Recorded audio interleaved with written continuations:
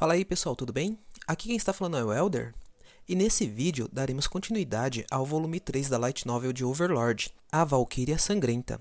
Eu espero que todos vocês curtam esse vídeo e não se esqueçam de se inscrever no nosso canal, ativar o sininho de notificação e dar aquele super like para ajudar a fortalecer o canal.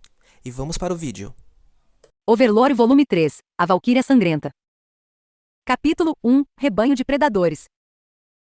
A menina que levantou a cabeça para responder-lhe era uma das empregadas de batalha, Pleiades, Solution Epsilon. Por que age assim? Estou fazendo o papel do seu mordomo agora, não estou. Havia um sorriso jovial no rosto enrugado de Sebas. Depois de ver o sorriso de Sebas, o rosto da Solution mudou pela primeira vez, para um sorriso desconfortável. De fato, o senhor é meu mordomo por enquanto. No entanto, eu também sou sua subordinada, Seba-sama. Bem, isso é verdade. Mas como seu superior, tenho uma ordem para você. Suas tarefas estão completas e é a minha vez de trabalhar. Descanse aqui até partirmos. Sim, obrigada. Irei encontrar a Chautiar-sama na diligência e informá-la quando partiremos. Ela já deve estar cansada de esperar. Sebas levantou facilmente uma das maiores bagagens, então indagou Solution como se tivesse acabado de pensar em alguma coisa. Falando nisso, ele está agindo como esperávamos. Sim, tudo está acontecendo como previsto. Solution pressionou a pele que cobria seu olho bem fechado. Uma boa notícia de se ouvir. Então, qual é a situação dele? Sim, atualmente ele está se encontrando com um homem de aparência bagunçada. Deseja ouvir o que eles estão dizendo. Não há necessidade.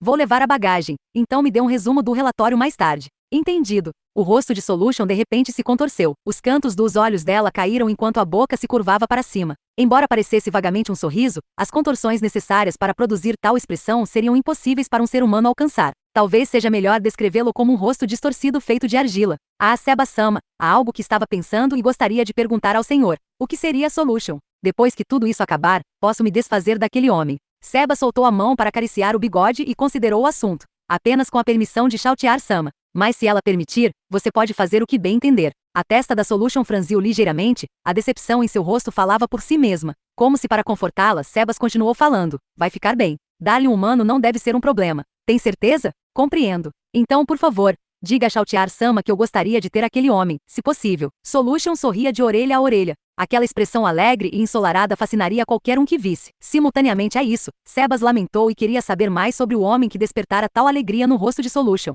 Portanto, perguntou: aquele homem disse algo a você? Oh, ele disse que não vê a hora de se aproveitar de mim. Não é sempre que coisas assim acontecem, eu pretendo me divertir com ele também. O sorriso de Solution irradiava cada vez mais brilho. Aquele sorriso, tão inocente quanto o de uma criança, ansiava pelo que viria a seguir. Que vida de merda! Enquanto Zack se movia com passos apressados, ele pensou em como a vida dele tinha sido lamentável. Ele havia nascido na família de um fazendeiro, em um dos vilarejos nos arredores do reino. Não poderia ser considerada uma vida feliz, por qualquer trecho da palavra. Os frutos do seu trabalho árduo foram levados pelo senhorio da terra. Se fosse levado 60% de sua colheita, ainda poderia ser suportável. Embora na pobreza, eles ainda poderiam viver nos 40% restantes. No entanto, quando pegavam 80% da colheita, eles passavam por muitas dificuldades. Já era difícil o suficiente sobreviver com 40% das colheitas. Com apenas 20%, eles comiam o pão que o diabo amassou. Durante aquele ano, quando eles só tiveram permissão para manter 20% de sua colheita, Zack voltou para casa, exausto de um dia de trabalho, e descobriu que sua irmãzinha estava desaparecida. Naquela época, Zack era jovem e não sabia o que estava acontecendo.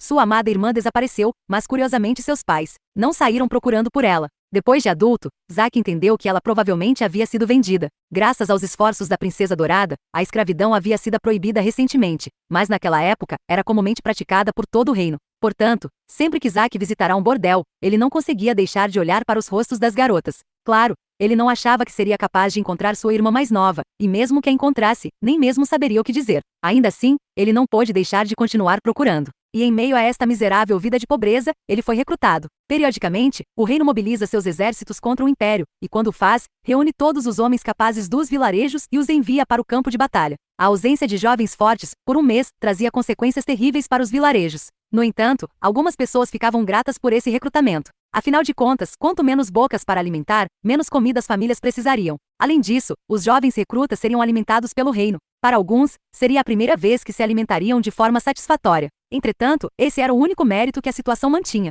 Não importava o quão duro um homem lutasse, ele só seria recompensado se tivesse feito realizações extraordinárias. Não, às vezes esses homens não seriam recompensados independentemente do que fizessem. Apenas a sorte seria recompensada. Então, quando voltaram para seus vilarejos, eles ainda tinham de enfrentar a dura realidade de uma colheita ruim, afinal, havia poucas mãos de obra para a colheita. Zack havia sido recrutado 2 vezes, mas seu terceiro chamado a servir tinha mudado os feitios de sua sorte. Aquela guerra tinha sido a mesma que todas as outras, terminando depois de algumas pequenas escaramuças. Zack, que tinha dado um jeito de sobreviver, estava prestes a ir para casa quando de repente parou. Ele olhou para a espada em sua mão, e foi como se tivesse recebido um sinal divino. Em vez de retornar ao seu vilarejo, não seria melhor escolher um modo de vida diferente? Claro, Zack não passava de um simples agricultor com um pouco de treinamento básico. Ele tinha pouca escolha em que tipo de vida nova poderia levar. Ele não possuía habilidades físicas excepcionais, nem possuía algum talento de nascença, uma habilidade especial que só era possuída por uma diminuta parcela da população. Seu aprendizado foi em grande parte relacionado à agricultura, quando semear, quais sementes plantar e assim por diante. O que Zack decidiu fazer pertencia ao único trunfo que possuía. Em outras palavras, fugir com uma arma que o reino emprestara para os soldados.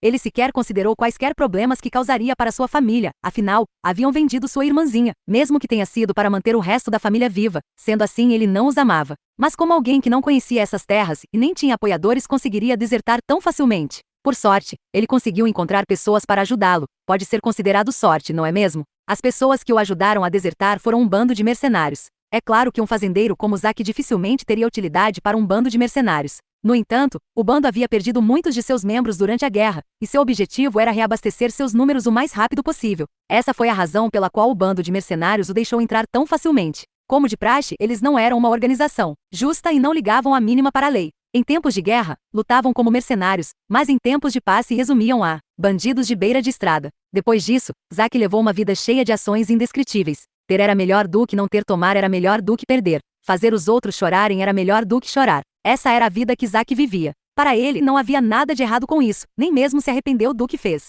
Sua fé nesse estilo de vida cresceu cada vez mais profundo dentro de si. O lamento dos oprimidos era um combustível de Zack. Zack correu pelo bairro pobre. Ele avançava sem parar em direção ao vermelho profundo do sol poente. Tendo corrido continuamente desde que saíra da estalagem, ele estava ofegante e sua testa escorregadia de suor. Sua fadiga o fazia querer parar, e ele se perguntou se deveria fazer uma pausa. No entanto, o tempo estava apertado, e assim Zack forçou seu corpo cansado para frente e continuou correndo. Só então, quando Zack fez uma curva fechada, essa foi quase e resmungou a figura do outro lado da esquina, dando uma cambalhota, acompanhada pelo telintar metálico. Assustado, Zack olhou para a silhueta negra que havia saltado com agilidade. Ela era uma garota bonita. Ela usava uma capa preta que a fazia parecer se misturar às sombras, mas seus olhos roxos reluziam cheios de curiosidade, olhando diretamente para Zack. Cansado e sem paciência, Zack gritou: "Quem tem que falar isso sou eu. Presta atenção. Vê se olha por onde anda." A garota não pareceu se intimidar com a reclamação de Zack. Em vez disso, ela sorriu friamente. Aquele sorriso arrepiante fez Zack recuar instintivamente, perdendo toda a coragem de sacar sua arma.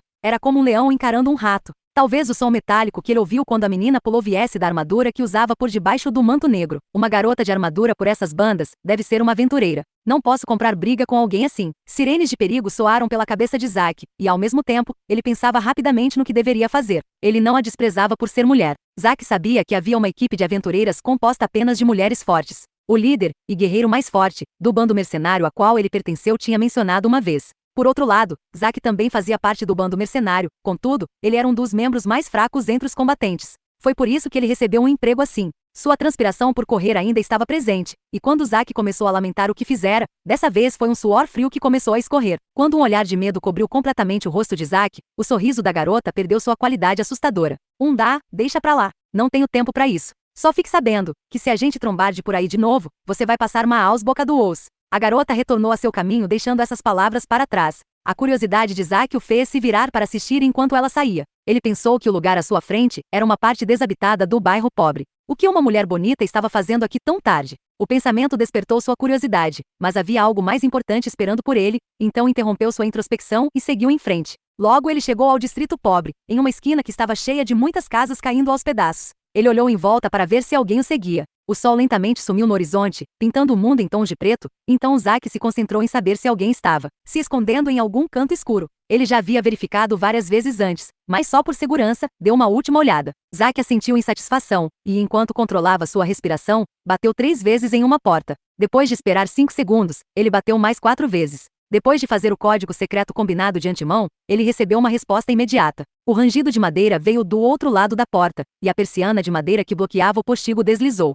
Zack podia ver os olhos de um homem do outro lado, olhando de cima a baixo e verificando sua identidade. É você. Ah, espere um pouco aí. Sem esperar pela resposta de Zack, o homem fechou o postigo, e esse som foi seguido por um destrancar de uma pesada fechadura. A porta se abriu ligeiramente. Entra aí. Havia um leve aroma de podridão vindo de dentro da sala. Era como se o céu tivesse se afastado da terra. Aguardando seu nariz ser capaz de se acostumar com o cheiro, Zack entrou agilmente na sala. Uma vez que a porta se fechou, ele viu que o interior era pequeno e escuro. A porta levava diretamente à cozinha e à sala de jantar, que era mobiliada com uma mesa. Havia uma vela na mesa, cuja fraca luz dissipava um pouco a escuridão. Um homem imundo, que parecia ter de lidar com a violência para ganhar a vida, puxou uma cadeira próxima e se sentou. A cadeira rangeu quando ele sentou, como se estivesse gemendo de dor. O homem era musculoso, e tinha um peitoral barril. As partes expostas de seus braços haviam leves cicatrizes. A cadeira parecia que cederia sob seu peso. E aí, Zack? O que tá rolando? Aconteceu algo. Mudança nos planos. A nossa presa vai se mover mais cedo.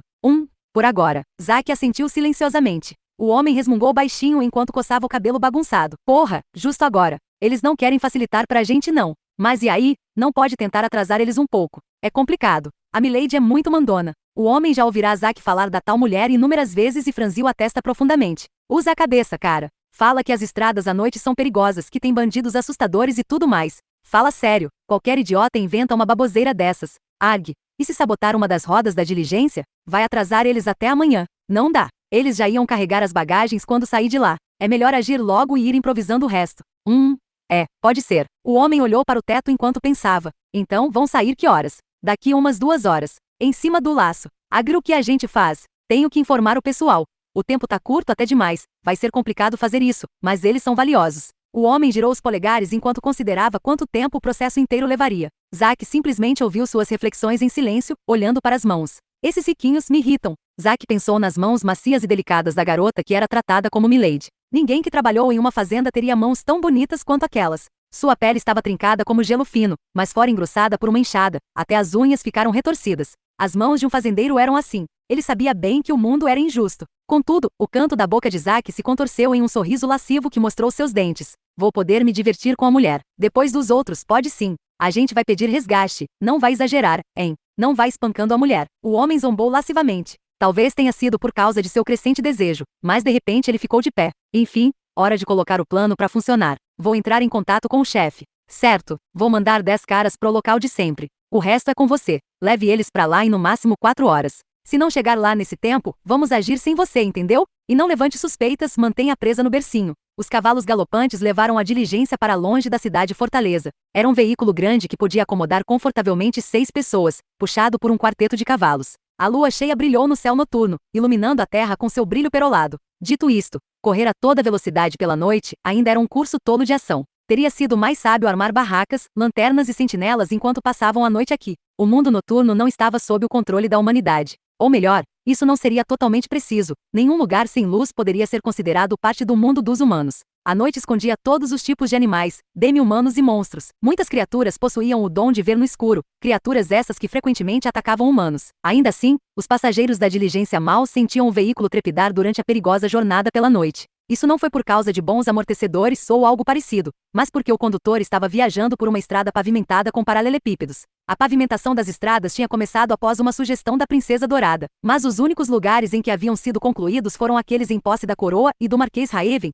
um dos 6 grandes nobres. Isso porque os outros nobres protestaram contra esse gesto, achando que tais estradas só beneficiariam o Império quando atacassem o reino. Os custos de manutenção dessas estradas também provocaram muito debate. Por sua vez, isso levou a Princesa Dourada, Renner, a entrar em contato com os comerciantes a fim de conseguir que pagassem os custos, pois os nobres encarregados das áreas pelas quais as estradas passariam estavam empurrando o problema para debaixo do tapete. Assim, o trabalho de pavimentação se tornou um impasse. Como esta região não estava muito longe de Errantel, que é administrada pela coroa, a qualidade da estrada continha um padrão bastante elevado. Ainda assim, não era perfeito. A diligência balançava levemente enquanto avançava pela estrada. Algumas vibrações leves chegaram até os passageiros. O pequeno chacoalhar serviu como ponto final para o assunto que os passageiros conversavam. Entre os passageiros estava Sebas, com Solution ao seu lado. Oposto a ele havia Chautiar, flanqueada por duas das Vampire Brides, noivas vampiras que eram suas asseclas concubinas. Zack estava obviamente conduzindo a diligência do banco do condutor. Um breve silêncio tomou conta do ambiente, e então, um tempo depois, Sebas falou na esperança de bani-lo. Já faz algum tempo que eu gostaria de perguntar uma coisa. O que tem em mente Arinsu? Eu notei que a senhorita e a Aura-sama não se dão muito bem. Existe alguma razão específica para isso? Na verdade, sinto que nos damos muito bem. Chautiar respondeu baixinho. Ela olhou para a unha de seu dedo mindinho, como se estivesse entediada. A unha branca pérola tinha cerca de 2 centímetros de comprimento. Embora ela tivesse uma lixa na mão, a unha parecia bem aparada, então não havia necessidade de continuar trabalhando nisso. Chautiar sentiu que qualquer ação adicional era desnecessária. Então ela jogou a lixa para uma das Vampire Brides ao seu lado. Agora com mãos vazias, ela tateou os seios das vampiras ao lado dela. No entanto, quando notou as expressões nas duas pessoas na frente dela, ela retraiu as mãos, com um olhar um pouco envergonhado em seu rosto. Mas não é o que parece, concluiu Sebas. O rosto de Chautiar se enrugou, como se ela tivesse comido algo amargo, e então indagou. Eu acho que nos damos bem. Eu simplesmente a provoco um pouco, porque meu criador, Peroroncino-sama, me fez assim. Mas não há inimizade entre nós, Arinsu. Talvez a Bukubukushagama-sama tenha projetado aquela baixinha para não se dar bem comigo também. Chautiar acenou com a mão, como se ela estivesse muito entediada, e então viu o olhar penetrante de Sebas pela primeira vez. A propósito, a Bukubukushagama-sama é a irmã mais velha do Peroroncino-sama. Então, nesse sentido, a baixinha e eu somos praticamente irmãs Arinsu. Uma relação de irmãs faz sentido. No passado, o Peroroncino-sama discutiu o assunto com outros seres supremos Lucifer-sama e Nishikenrai-sama, quando chegaram ao meu domínio. Um olhar de reverência tomou conta dos olhos de Chautiar, quando ela contou suas lembranças de acompanhar esses seres quem exaltavam. Peroroncino-sama mencionou uma vez que a Bukubukushagama-sama tinha a carreira de seiyuu. Ela era tão popular que até emprestava seus talentos para coisas chamadas heróis. Então, sempre que ele comprava um jogo que ansiava jogar, acabava lembrando do rosto de sua irmã, e acabava perdendo completamente a motivação Arinsu. Chautiar acrescentou que ela não sabia bem o que isso significava. Sebas, um tanto desconcertado, inclinou a cabeça e disse, seiyuu. Lembro que parece ser uma linha de trabalho que envolve o uso do som. Parece que são hábeis em cantar, então talvez seja algo semelhante a um bardo. E chegamos ao final desse vídeo. Não se esqueçam de se inscrever no nosso canal e ativar o sininho de notificação, para não perder os próximos vídeos. Até mais, pessoal!